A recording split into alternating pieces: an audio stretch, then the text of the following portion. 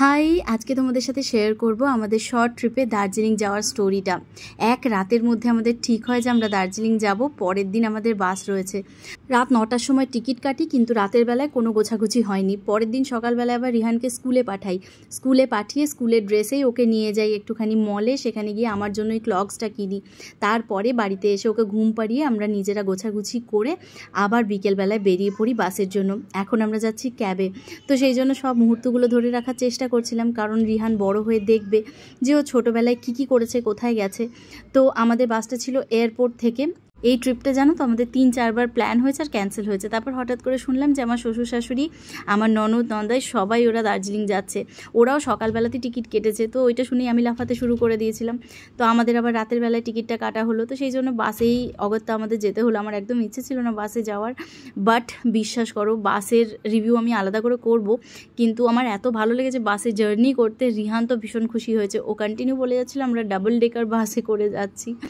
তো ভীষণ সত্যি বলছি, ফার্স্ট টাইম বোধহয় এরকম বাসে চাপলাম। আমরা কেউই বাসে খুব একটা জার্নি করতে পছন্দ করি না, বাট স্টিল এই যে প্রথমবার আমরা বাসে মানে এত দূরের একটা জার্নি করছি, ভীষণ মজা লেগেছে আমাদের।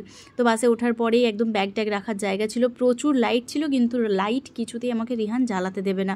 লাইটগুলো আমি যতবারই জ্বালাচ্ছি ও না অফ করে দিচ্ছিল। তো সেই জন্য অন্ধকারই তোমাদের সাথে কথা বলছি।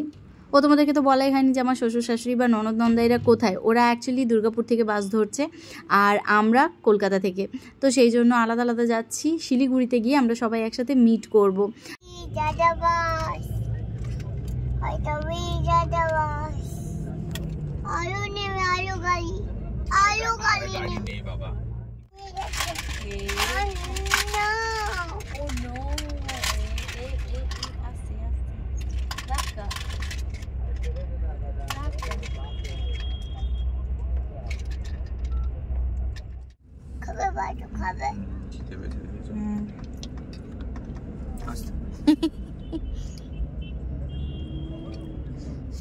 রিহান জানো তো বাসে একদম দুষ্টুমি করেনি। ওর খেলনাগুলো নিয়ে এসেছি বাড়ি থেকে, সেগুলো দিয়ে একটু আমরা খেললাম।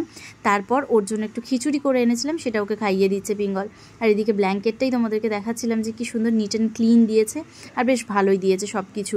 তো তারপরে এলো কৃষ্ণনগরে একটা বিশাল বড় ধাবা রয়েছে, যেখানে এই বাসগুলো সম্ভবত সবগুলোই দাঁড়ায়।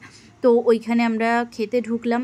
যদিও আমি বাড়ি থেকে একটু পনিরের তরকারি বানিয়ে নিয়ে গেছিলাম আর একটু মিষ্টি কিনে নিয়ে গেছিলাম, কিন্তু ওখানে গিয়ে জানো তো 2টো রুটি অর্ডার করতে খুব খারাপ লাগছিল। তো সেই জন্য রুটি তার সাথে একটু তরকা অর্ডার করে দিয়েছিলাম।